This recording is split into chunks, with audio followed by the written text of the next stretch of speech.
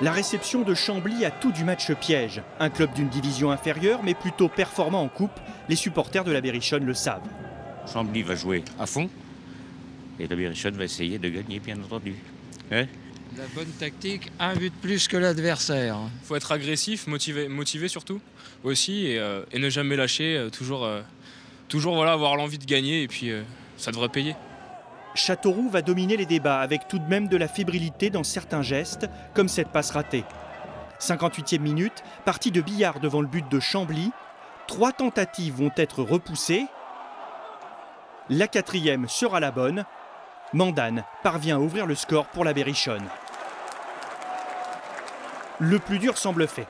Pourtant, Doucouré exploite une erreur de la défense castelroussine et part dans la profondeur. 1 partout à la 71e minute. Moi, je pense que c'est à partir du moment où on a pris le but que le doute s'est installé. C'est vraiment un doute, c'est mental. Mais avant ça, je trouvais que c'était pas non plus, criant. On a su développer le jeu. Et puis après, le plus dur quand même dans le foot, ça reste de la zone de vérité, de marquer des buts. Et marquer des buts, ce sera impossible pour Châteauroux qui balbutie son football.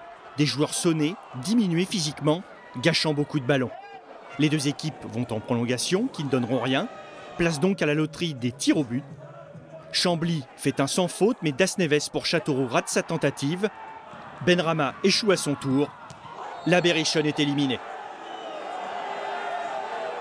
Il n'y avait plus rien dans le réservoir, quoi, dans le moteur. Donc c'est un peu ça qui est frustrant. On aurait dû se mettre à l'abri. On ne l'a pas fait. Il y a une déception. Mais je trouve que l'équipe a fait... voilà, il manquait le dernier geste, tout simplement. Châteauroux rate donc les 130 000 € de la qualification, mais surtout une opportunité unique d'affronter une grosse équipe en 8e.